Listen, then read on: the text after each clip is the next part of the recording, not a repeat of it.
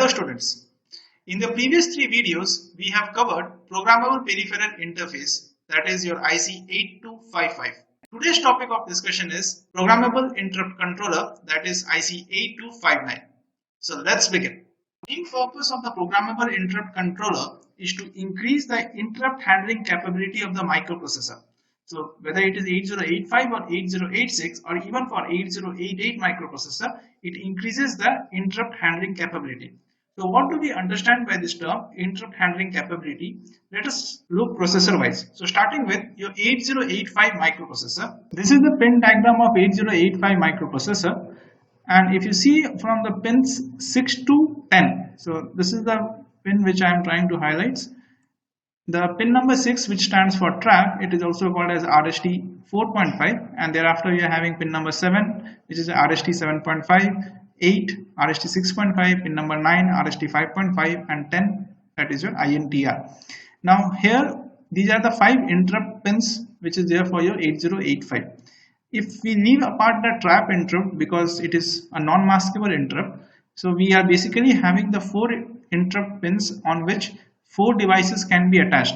We have discussed what does interrupt means. So interrupt is a process by which any peripheral device or any software condition tries to seek the attention of the microprocessor, simply stating. So if we want any peripheral device to be attached to the microprocessor, it has to be attached by means of a hardware pin. Now here at max we can attach 4 different hardware devices such as your printer, scanner, mouse, keyboard, monitor, whatsoever it may be, but only 4 we can attach at maximum with your 8085 microprocessor. Now for normal uses this seems to be fine, but if the usage of your computer increases and more number of peripheral devices have to be attached, then this causes a serious hardware constraint. For this 8259 IC, which is your programmable interrupt controller, can be used. Now let us look into 8086 microprocessor. This is the pin diagram of your 8086 microprocessor. If you look at pin number 17 and 18, that is your NMI and INTR, here the things are even much more constrained as compared to your 8085 microprocessor. In 8086 microprocessor, if you again leave out the NMI pin because it is for your non-maskable interrupts, the only hardware pin which you are left with is your INTR, that is your pin number 18. So we can attach only one peripheral device. So either it can be a monitor or it can be a keyboard, but not more than one. So in order to resolve this constraint, we again make use of your IC8259. Now let me give you one more practical example. Many of you may be having laptops with 2, 3 or even 4 USB ports, and that would not suffice for your purposes. For example, if you are into gaming, you will be needing an external keyboard, a wired or a wireless mouse. For extended display or for project, you may be needing more number of USB ports. You would have also seen a similar scenario when you go to your photocopy shops or your Xerox shops, and the person there would be needing more number of USB ports to support more number of pen drives for getting the printing done and catering to large number of customers. Now the number of USB ports signifies the number of methods or the number of peripheral devices which can be attached to your microprocessor or your CPU. So if you are only having suppose 2 USB port as seen in this figure, if you want to increase the number of devices which can be attached to the CPU, you need to have some other method for doing so. You would have seen a USB hub. This USB hub, what it does is it increases the number of peripheral devices which can be attached to your microprocessor or your CPU. In this case, just by using one of the USB port, more 4 number of devices can be attached here. So net increase, if you see, is you can increase it by 3 peripheral devices. So the IC8259 also works on the similar principle, or you can say it has a similar features that it increases the interrupt handling capability of your microprocessors. Now let us look into the general and the technical features of your this IC. Starting with the general features of your programmable interrupt controller, the first feature what we have seen till now, it increases the interrupt handling capability of your microprocessor. The second one is this IC8259 or 8259A, which we'll be discussing in our topic. So we are discussing IC8259A. Now A is a recent version or a newer version of your 8259. So we'll be just referring IC8259A from now onwards, or if I say IC8259, it means IC8259A. So please make a note of this point. Now the second point is this IC8259A, it is designed to work with Intel microprocessors 8085, 8086 and 8088. Now 8085 and 8086 technical specifications we have seen. 8088 is no different from your remaining processors. The difference is it has data lines of 8-bit or 8-bit data lines, and the number of address lines it supports are 20-bit. So it is a hybrid of your 8085 and 8086, because 8085 is a 8-bit microprocessor and it has 8-bit data lines, whereas 8086 has 20-bit address line. So that is what is your 8088. Now the third general feature, this IC8259A, it is upward compatible with its predecessor 8259. So it maintains an upward compatibility with your IC8259. As I mentioned, IC8259A is a recent version or a newer version of your IC8259, and it maintains a upward compatibility. Now let me list out the technical features of this IC. The first one is your IC8259 can support 8 interrupts in place of 1 INTR pin.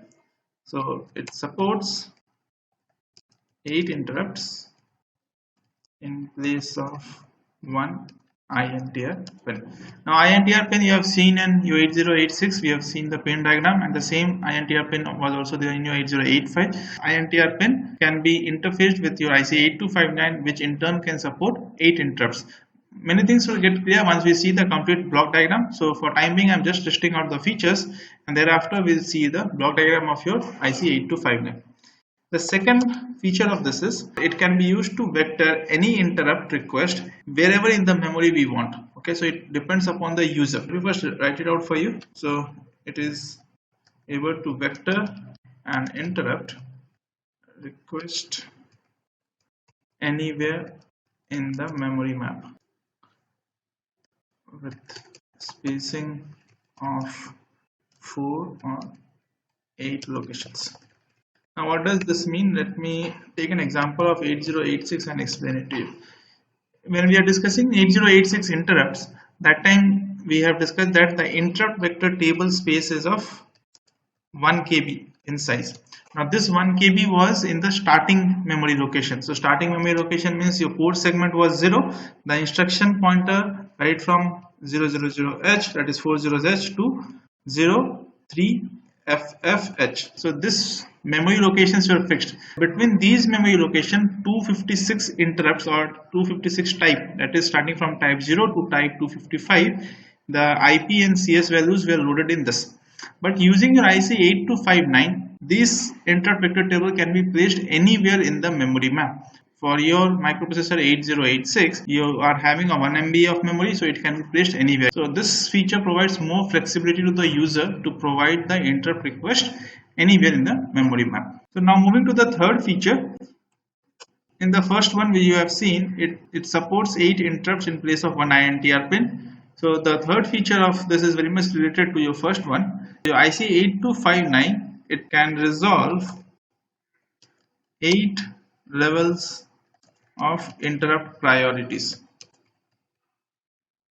Now what does this mean? Again, we'll take into account your 8085 and 8086 microprocessor to understand this.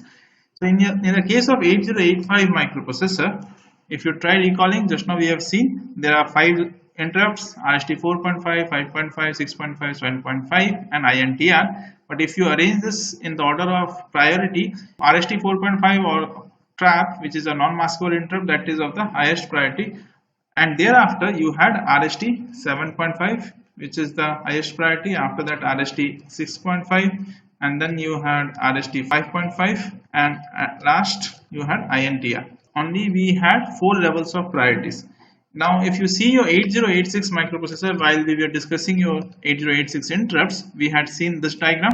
As you can see, you had various levels of priorities. The number of levels were only 4. They were divided by 0, INTN, INTO, that was first level. Then you had the second level of NMI, third level INTR, and the fourth level as single step interrupt. So these were the only 4 levels which was provided by your 8086 microprocessor. In the case of your IC8259, all the 8 interrupts. So whatever the 8 interrupts which we are having, that means so 8 peripheral devices.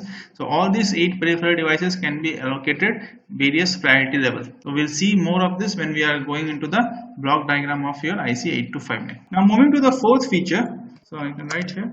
The fourth feature of your this IC is that it supports selective masking. Now what do we understand by the term selective masking? If we take the case of 8086 microprocessor, we know that all the maskable interrupts can be masked by means of your interrupt flag. So if your IF flag is set to 1, then all the maskable interrupts are allowed. If IF is set to 0,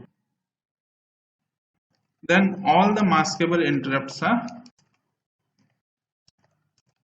not allowed. Here, the interrupt flag plays a role in the behavior of the microprocessor, whether the maskable interrupts have to be allowed or not allowed. So this is just a case of 1 and 0. Suppose there are 8 interrupts, or let me lessen it. Suppose there are 4 interrupts, or that means 4 peripheral devices are attached on the maskable interrupt pins. Now these 4 peripheral devices, let it be printer, a scanner, a mouse, or a keyboard. Now we want that there should not be any interrupts from your peripheral devices. So what we can do is we'll make this interrupt flag as 0. There may be another scenario in which you want that out of these 4 peripheral devices, 2 of them should be allowed, whereas 2 of them should not be allowed. Now in that case, we don't have any provision with respect to your 8086 microprocessor, because your 8086 microprocessor either supports all in the case of IF equals to 1, or it supports none.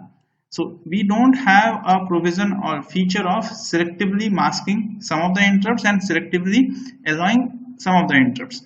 But this feature is present in your IC8259 and it supports selective masking. So this is the meaning of your selective masking. I can just summarize the entire thing. The selective masking is a feature of your IC8259 in which it selectively allows some of the interrupts to be active and some of the interrupts to be not active. Now moving to the next feature. So let me write it here. The feature number 5. Your IC8259, it has the capability of reading pending interrupts and masked interrupts. So what does this mean? Your microprocessor is servicing one of the interrupt. Now let me write here, in the case of 8086, your microprocessor is executing the interrupt service routine for type 8 interrupt.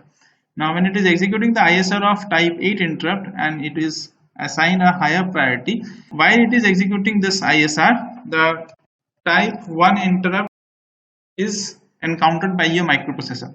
Now if you try recalling the priority level, type 1 interrupt is a single step interrupt, it is of the least priority. Type 1 interrupt will not be executed until and unless the ISR for type 8 is executed. So this will be regarded as a pending interrupt. Your 8086 microprocessor does not have this feature of knowing which of the interrupts will be pending. Now this may result in the loss of information because the type 1 interrupt is not executed at all. This feature is present in your IC8259 by means of reading the pending interrupts, and also it keeps a note of what are the interrupts which are masked. The user can query the IC8259 and get a list of all the interrupts which are masked.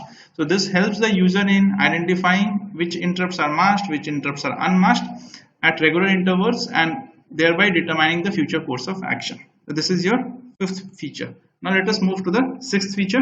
The feature number 6. Your IC8259 supports both level triggered and edge triggered interrupt request. So the concept of level triggered and edge triggered interrupt request is quite detailed. I just provide a brief explanation in this video. The more detailed explanation for that I have given a link in the description. You can check that. But for timing, I tell you are very well aware about level triggered device and edge triggered device. Level triggered device, or I can write LTD, level triggered device. For example, is your latch, and edge triggered is your flip-flops.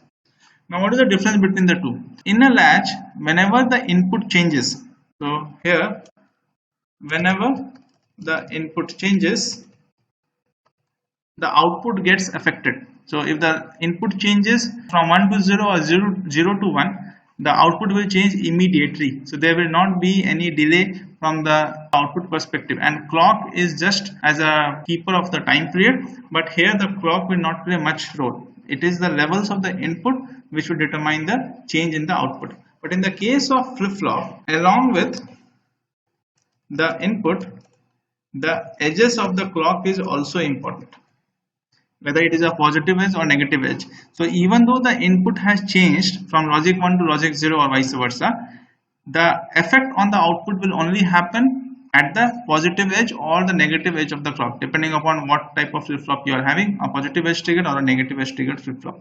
So here the edge one is of a lower priority as compared to that of your lever triggered, because lever triggered interrupt means that the change will happen instantaneously, or the microprocessor will get informed immediately, as compared to the edge trigger, where the microprocessor will get informed only at the positive edge or at the negative edge of the clock.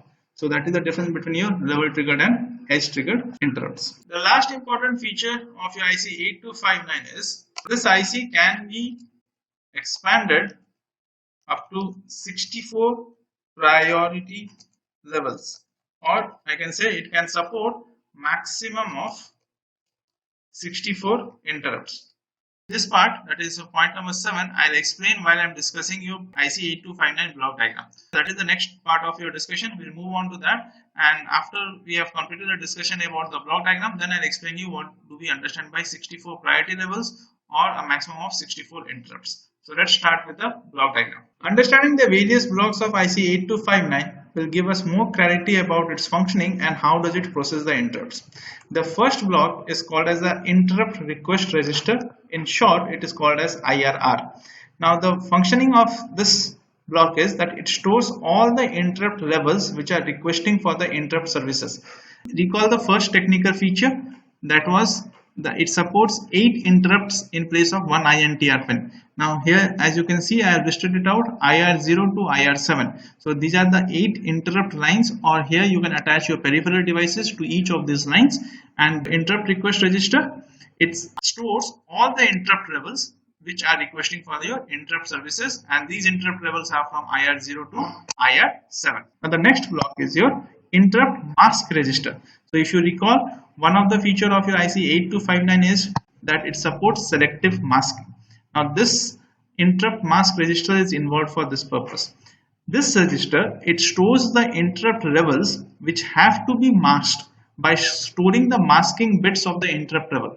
Now what does this mean? Suppose in this case you are seeing here IR0 to IR7. I want that IR6 and IR7 should be masked, whereas IR0 to IR5 should be unmasked. This interrupt mask register, this will also be in 8 bits in size. These 8 bits, what it will have is, it will correspond to 1 bit for each of these interrupts. So for IR0 there will be 1 bit, IR1 it will be 1 bit, IR2 there will be 1 bit, and so on till IR7. Now IR6 and IR7 has to be masked, so the bits corresponding to IR6 and 7 will be set to 1, whereas the remaining bits for IR0 to IR5 will be set to 0. This will convey to the main system that your IR0 to IR5 are unmasked and IR6 and IR7 are masked. So this is the functioning of your interrupt mask register. Moving to the next block, which is your in-service register, or in short it is called as ISR. Please don't confuse this ISR with your interrupt service routine. In the case of your IC8259, ISR stands for in-service register, and when we are discussing about your interrupts and the subroutine corresponding to that, that is called as interrupt service routine. So now the functioning of your in-service register is, as the name suggests, it stores the interrupt levels which are currently being executed. Let us take an example. Here, as you have seen in your interrupt request register, you had IR0 to IR7, so it had 8 bits. So this register was 8 bit in size, and each bit corresponds to each of the interrupts. Likewise, your interrupt mask register, it was also 8 bit in size, and 1 bit corresponds to each of those interrupts. The same thing will happen in your in-service register also. Now in the case of your in-service register, your register size is 8 bits, it holds 1 bit for each of the interrupts. So if that bit is set to 0, that means that interrupt is not functioning right now. and if that bit is set to 1, that means that interrupt is currently being executed by your microprocessor. So interrupt being executed means the interrupt service routine for that interrupt is currently being executed, or it is currently in process.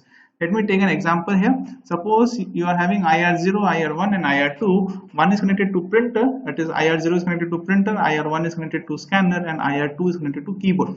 Now printer, when it raises a request IR0, and when the microprocessor accepts it, so the corresponding bit for IR0 in the in-service register will be set to 1. Whereas the remaining IR1, IR2 will be 0 because they are not currently being executed by your microprocessor. Now once the IR0 gets completed or the printer service routine gets executed, the bit corresponding to that IR0 in the in-service register will be made 0, and it will be waiting if any other interrupts tries to get executed at that point of time. So that bit will be set to 1. So this is the functioning of your in-service register. Now moving to the next block, which is called as the priority resolver or PR. This block examines all the 3 registers. Now the 3 registers which we are talking about here is your IRR, interrupt request register, IMR, which is interrupt mask register, and in-service register, that is ISR. So your priority resolver examines all the 3 registers and set the priority of the interrupts. From the name itself, it is understood that it has something to do with the priority. So it examines all the 3 registers and it sets the priority of the interrupts. Now once the priority of the interrupts are set, according to this priority, the interrupt which is having the highest priority is set in the ISR register. Also, it resets the interrupt level which has already been serviced in the interrupt request register. So let me give again an example to make this block clear. Now suppose take the previous case when you are having IR0, IR1 and IR2 with a printer, a scanner and a keyboard. So your IR0 is connected to printer, then IR1 is connected to scanner, and IR2 is connected to keyboard. In this case, suppose your IR2 is having the highest priority, IR1 is having the least priority, and IR0 is somewhere in between. If you see the priority order, it is IR2, then IR0 and IR1. Now when your IR2 interrupt is trying to get the attention of the microprocessor, it will send a request to your interrupt request register. Now the interrupt request register, what it will do is it will try to tell to the IC8259, the control system, that okay, this interrupt wants to get executed. Now here comes the role of the priority resolver. The priority resolver will first check what is the priority of IR2, and while it is checking, suppose the priority of IR2, the IR1 also wants to interrupt the microprocessor. Now there is a conflict whether the IR1 should get a preference or IR2. This priority is resolved by means of your priority resolver. And the priority resolver will check whether IR2 is having a higher priority or IR1. Now here in this case, IR2 is having the highest priority, so the IR2 bit will be sent to your in-service register, and the in-service register, that corresponding bit of IR2 will be set as 1, and IR1 will be kept on hold. What will the priority resolver tell to the interrupt request register? Since IR2 is already being serviced, you can reset the bit for your IR2 and make it set in the in-service register. So I hope the priority resolver part is clear now. I will discuss more about the entire functioning of all these blocks when we are discussing the sequence of operation for your interrupts. So let us move to the next block now. The next block is control logic. It controls the functioning of every block. So from the name itself, you can very well understand that it controls the functioning of every block. Now suppose 8259 is enabled and the 8086 microprocessor interrupt flag is high, that is the IF flag is high. Then if your microprocessor 8259 encounters an interrupt from any of the peripheral devices, it needs to send the signal to the microprocessor on the INT pin. So this INT pin which you are seeing here, this one is used to send a signal on the microprocessor's INTR pin. So the INT pin of your control logic or your IC8259 is connected to the INTR pin of your microprocessor, whether it is 8085 or it is 8086. Now once the microprocessor gets a signal on its INTR pin, it may or may not send an acknowledgement depending upon whether it is accepting the interrupt or not accepting the interrupt. So your control logic is having 2 pins, one is the INT pin and one is your INTA bar. Now INT pin is an output pin because it is connected to the INTR pin of your microprocessor and it is used to send the interrupt signal, and INTA bar is an input pin because it gets the acknowledgement from the microprocessor on its INTA bar. So the microprocessor is also having an INTA bar signal, interrupt acknowledge signal. That interrupt acknowledge signal is connected to the control logic pin.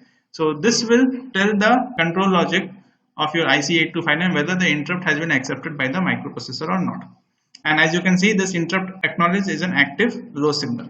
Now let us move to the next block, which is your read write block. The read write logic, it contains a chip select or CS bar which is used to enable IC8259. Now this chip select logic, I think you should be clear by now, which we have already seen in many of the memories as well as in the previous IC, that is your programmable peripheral interface. So chip select is an active low, and if this signal is set as 0, then your that particular IC will become activated, and if it is set to 1, then that particular IC will be deactivated.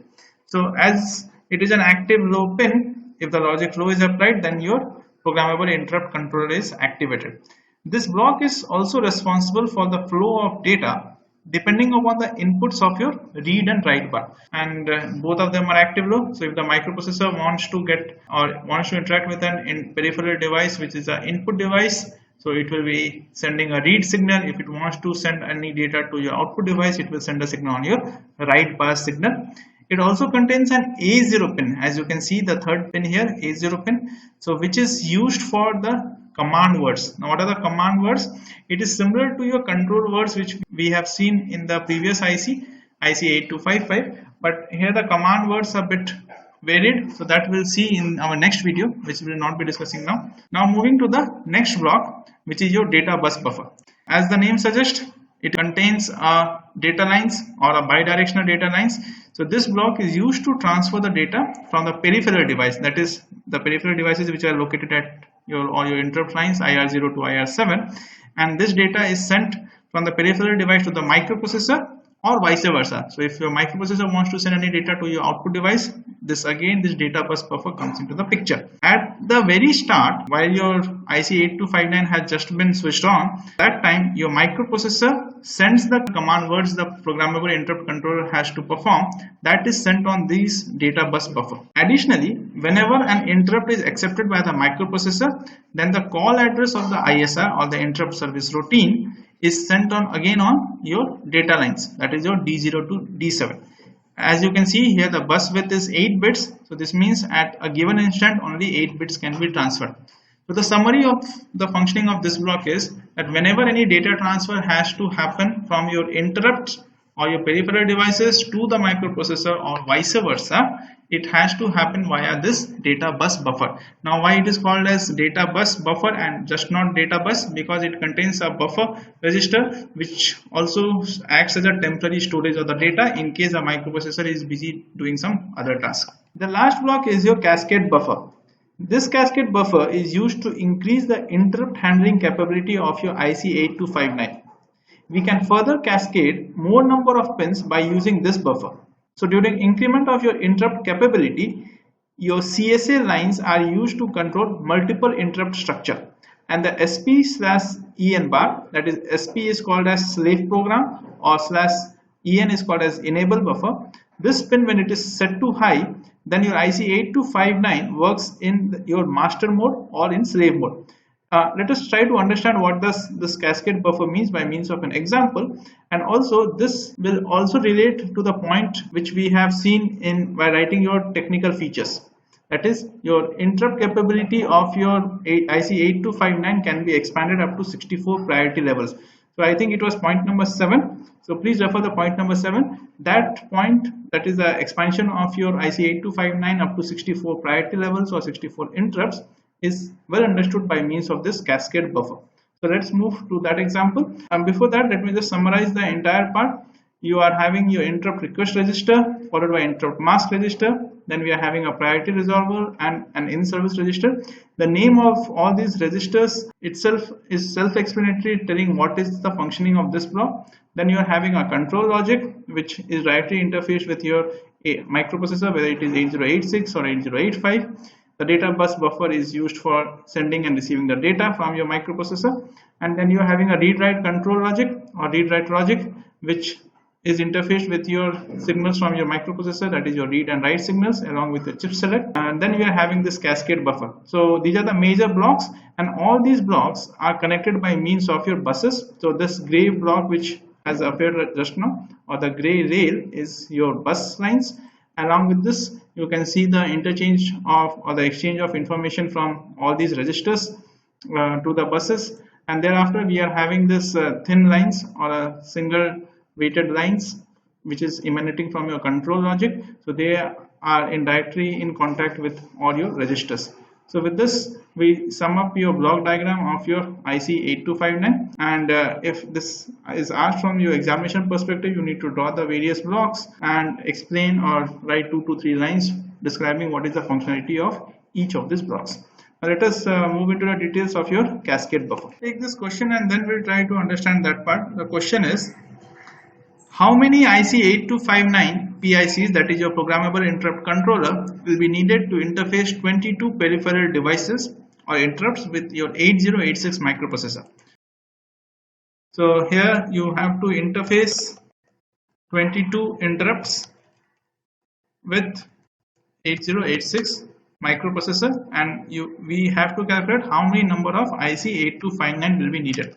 So IC8259. If we just go through the technical features, so the technical feature, the point number 1 was that your IC supports 8 interrupts in place of 1 INTR pin, which we have also seen in the block diagram. In the block diagram, we had the 8 interrupts, which was from IR0 to IR7, and we also have seen that this point number 7, which is that IC8259 can be expanded up to 64 priority levels. So how many such ICs will be needed? From the given data, we can say that each of these ICs contain 8. So if we have it in staggered manner, so one IC, one of the IR0 is connected to another INT pin of your IC8259, then we can have in a minimum number will be needed will be 3. So back to back 3. But we should also understand the arrangement of this IC. So let me explain this to you by means of a diagram.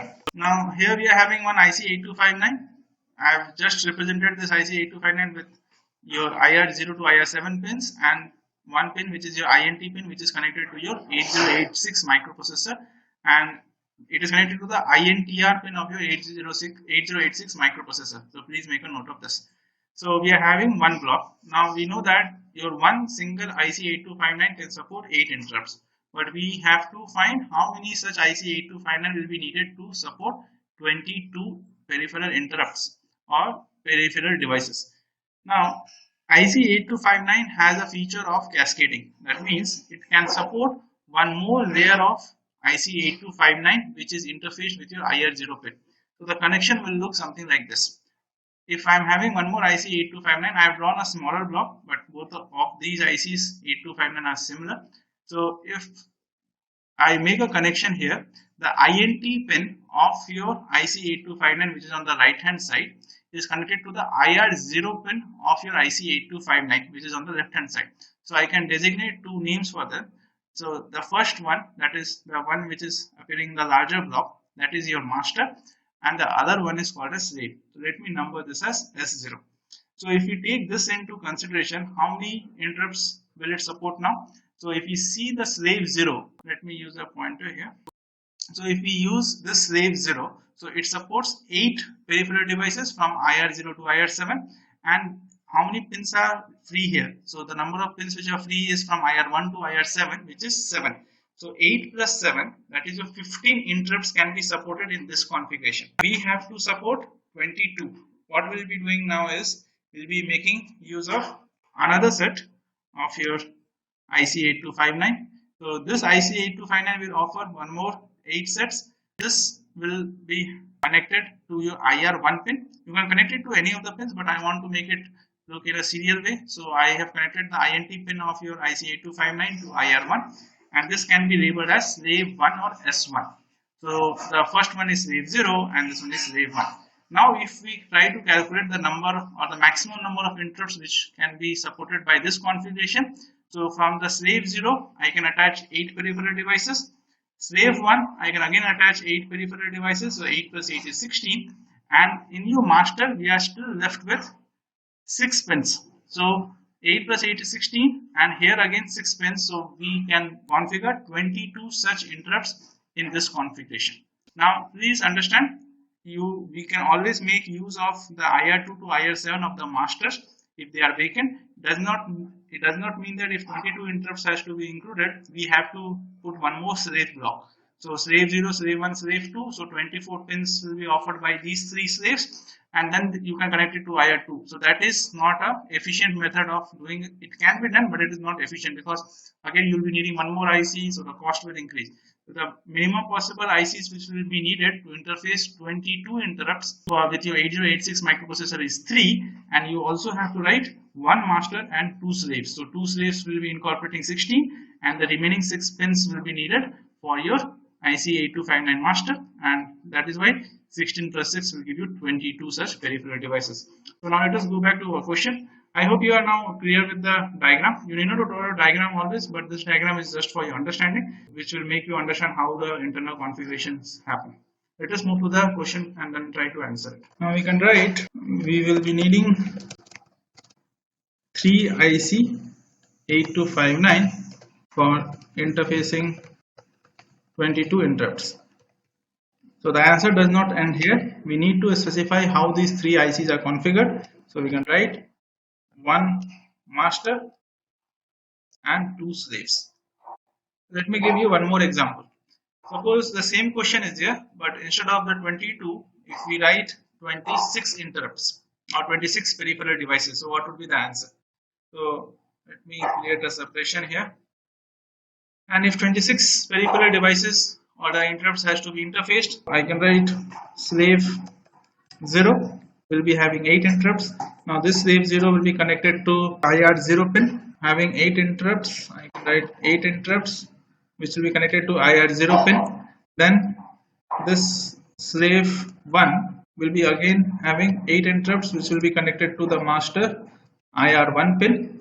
Fine. So 8 plus 8 is 16, but we need 26. So again we can write slave 2 which will be needing 8 interrupts, and this will be connected to IR2 pins. So totally we have 24 interrupts, but we need 2 more interrupts to make it 26. So please don't write another slave here again. So slave 3 writing 8 which will be connected to IR3 pin, that provides 32 interrupts, but this will not be the right answer because we are not making use of the IR3, IR4, IR5, IR6 and IR7 pins of your master. So that we need to make use of. So what we'll do is slave 08, slave 18 and slave 28, and then we'll be making use of the master IC8259 that will provide us with the remaining 5 pins. So 3 pins have been already been used, IR0, 1, 2, 3. These 5 pins, that is from IR3 to IR7, they are available, but out of them how many do we need? We need only 2 more. So we can either make use of IR3 or IR4, or you can make use of any other sets or any permutation combinations, but 2 of them are needed. So I have made use of IR3 and IR4. So in total we will be needing only 4 IC8259, in which 3 of them will be slave and 1 will be master. You can very well break it up into pieces of 8 and then calculate how many of the pins are left with the master, and then if the pins are sufficient, make use of them, and finally you get the actual number of your IC8259 which will be needed. So this is how you will be proceeding for solving such questions. Now what we'll be doing is we'll be moving to the next part of this video, which will explain how the interrupts are sequenced or how the interrupts are assigned to your microprocessor using your IC8259. So it includes many number of steps. What I'll do is first I will show you by means of the block diagram, and thereafter I will list them one by one by typing it out, so that you'll be able to understand also the sequence, as well as you can very well see the points how the sequence of operation happens. So let's start with that part. So this is the block diagram which we have just seen a few minutes back, and let us understand how the sequence of operation of IC8259 when it is connected to 8085 microprocessor. So I am stressing again on this point.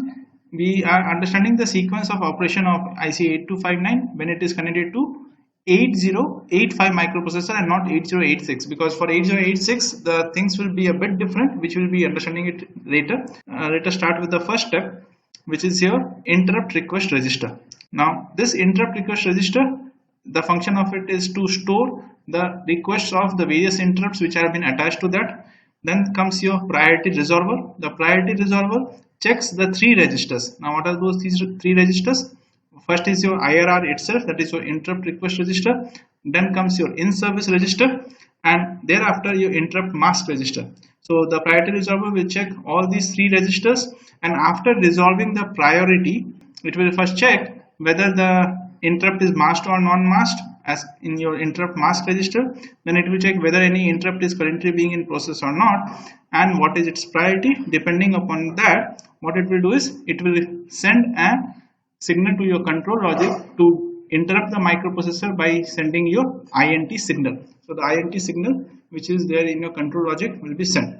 Now once the microprocessor acknowledges the interrupt by sending an interrupt acknowledge bar, so this signal which we are talking about, so the microprocessor will send interrupt acknowledge signal. When it has acknowledged the interrupt, the priority resolver, what it will do is it will set in the in-service register the corresponding bit of that interrupt as 1. This will indicate that the interrupt level is being served, or that interrupt is being currently in progress. So suppose your IR2 had provided an interrupt, the priority resolver, after checking that it is masked or unmasked, it is unmasked, so it should go ahead and it will check that no other interrupt is currently being in process. So it will send to the control logic INT signal, and once it gets an acknowledgement INTA bar, the priority resolver will make this IR2 pin as 0 in the interrupt request register, and then it will in the in-service register it will make that corresponding pin IR2 pin as 1, indicating that that interrupt is currently in progress. Once the corresponding bit in the in-service register is set, that is if IR2 is set to 1 here in the in-service register, your priority resolver and the control logic will send a call instruction on your data bus. So the call instruction which you have seen in your 8085, it is used to call a subroutine. In this case it is an ISR. Now the sequence or the call instruction is followed by an address called 6342H. So this is a 3-byte instruction in which call will take 1 byte, 6342H will take 2 bytes. So first opcode of your call will be sent on your D0 D7 data bus. Thereafter the microprocessor will decode the call instruction and it will place 2 more interrupt acknowledge signal here. The INTA bar will again be activated by your microprocessor.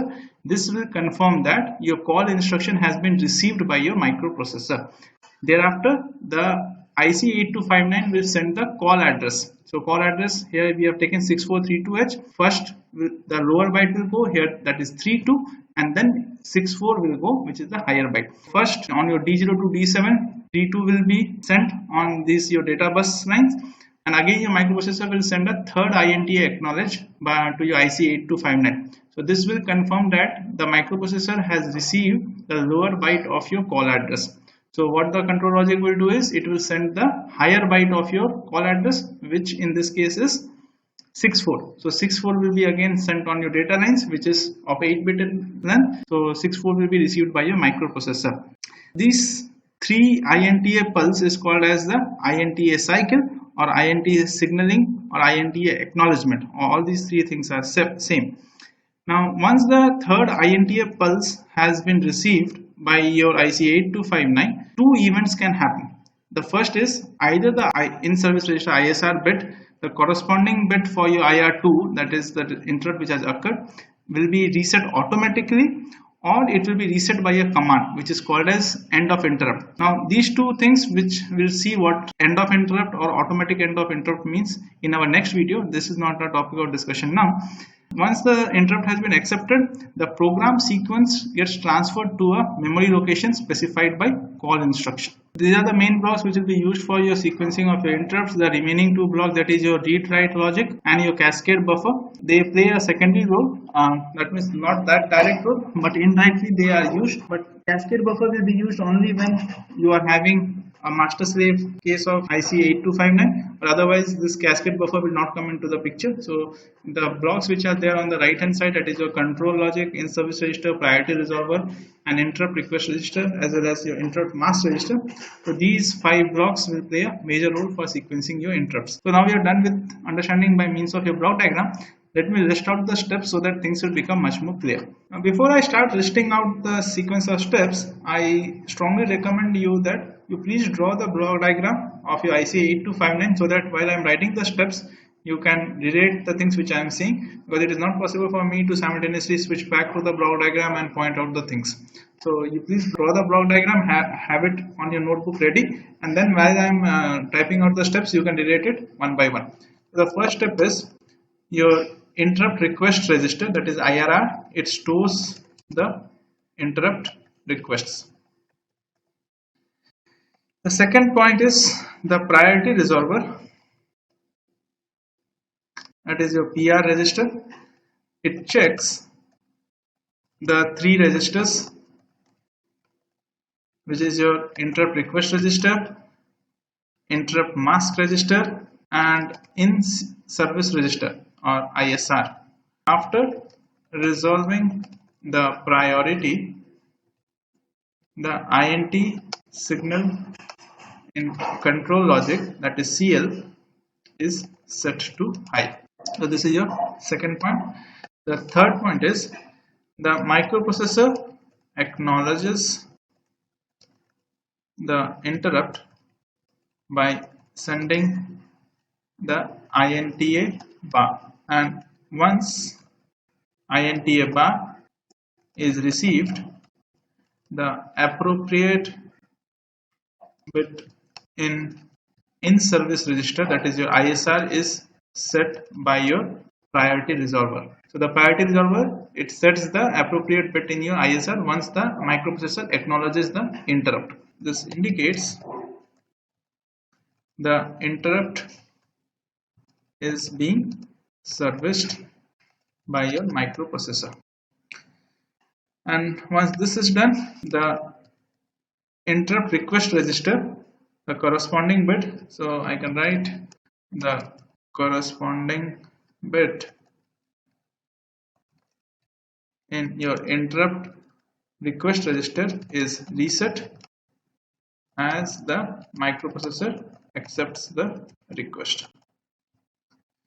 Now, once the microprocessor has accepted the request, so there is no need for the interrupt request register to carry on the request, so it can reset it, and the corresponding bit in your in-service register is set to 1.